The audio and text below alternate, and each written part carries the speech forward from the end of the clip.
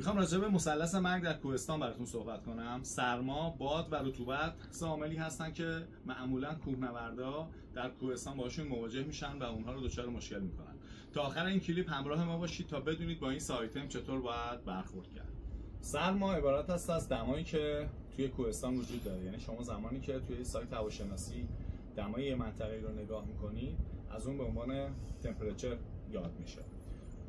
و اگه بخوام یه مثالی براتون بزنم، مثلا زمانی که شما یه جایی استراحت میکنید و میشینید روی زمین، این سرما میتونه از طریق زمین به بدن شما انتقال پیدا کنه.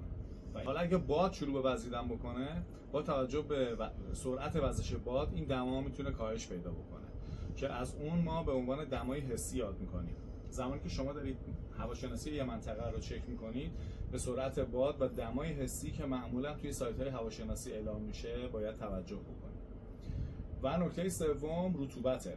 رطوبت توی دو ناحیه میتونه برای ما آسیب رسان باشه.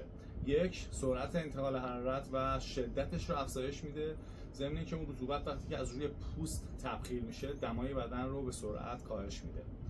برای اینکه براتون یک مثال بزنم، انتقال حرارت توی آب سرد 20 تا 30 برابر بیشتر از هوای سرده. یعنی زمانی که شما لباستون خیس میشه تا 30% قدرت عایقیش کاهش پیدا میکنه.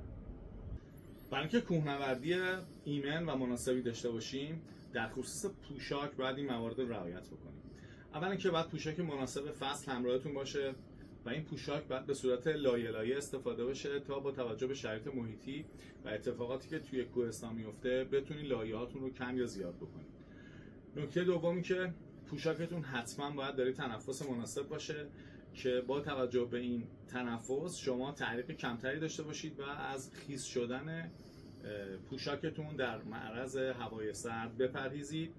من برای اینکه یک ریویوی بکنم بحث پوشاک رو، شما به عنوان لایه اول باید یک لباس بیس داشته باشین که این لباس بیس گرمای بدنتون رو حفظ میکنه و تنفس بالایی داره که اون بخار آبی که از بدنتون ساطع میشه رو از خودش خارج میکنه. لایه میانی عبارت است از کاپشن کاپشن الیاف و پولار که باز هم به نوبه خودش یک پوشاک گرم محسوب میشه و دارای تنفسه. و لایه سوم که یه لایه ضد آب و ضد باد و دارای تنفس بالا است که اگر بخوام لایه سوم براتون یک مثالی بزنم، انواع کاپشن های گورتکس میتونه این لایه رو تشکیل بده. با توجه و استفاده از این پوشاک چه در بالاتنه چه در پایین تنه و چه حتی به عنوان دستکش میتونید کوهنوردی خوب و ایمنی رو داشته باشید. متشکرم.